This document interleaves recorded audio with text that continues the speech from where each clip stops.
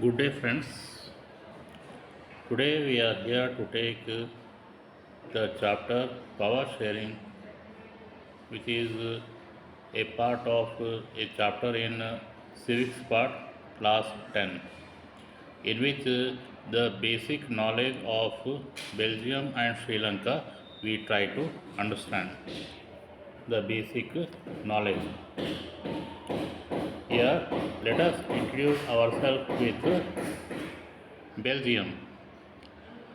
Belgium is a smaller state than that of Haryana state in India, and it borders with France, Netherlands, Germany and Luxembourg, and its population is little over 1 crore, about half of the population of Haryana.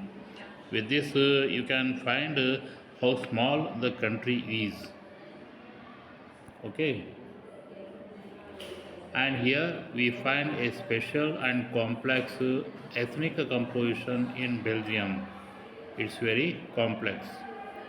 59% of the population lives in Flemish region and speaks Dutch language, and 40% of the population lives in Wallonia region and speaks French language. Remaining 1% of the Belgians speak German. In the capital city of Brussels, 80% people speak French while 20% speak Dutch. What is the ethnic problem? All is going right, but the problem where the minority French speaking community was relatively rich and powerful. This was resented by the Dutch speaking community, who got the benefit of economic development and education much later. This led to the tensions between the Dutch speaking and French speaking communities during the 1950s and 1960s. The tension between the two communities was more acute in Brussels. Brussels presented a special problem. The Dutch speaking people constituted a majority in the country, but a minority in the capital. Okay. In Sri Lanka, what is the problem? Sri Lanka is an island nation just a few kilometers off the southern coast of Tamil Nadu. It has about 2 crore people, about the same as in Haryana. In Sri Lanka, diverse population we could find. Sinhala speakers were 74%. Tamil speakers were 18%. In that, originally Sri Lankan Tamils were 13%. Indian Tamils who migrated from the state of India, Indian state Tamil Nadu to Sri Lanka were 5%. Other local smaller dialects were there, local languages were there, they constituted 8% of the population.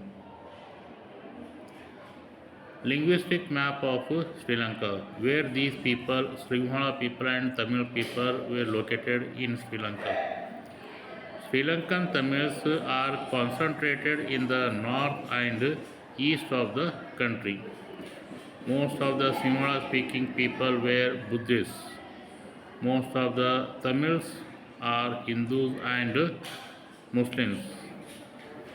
There are about 7% Christians who are both Tamil speaking and Sinhala speaking people.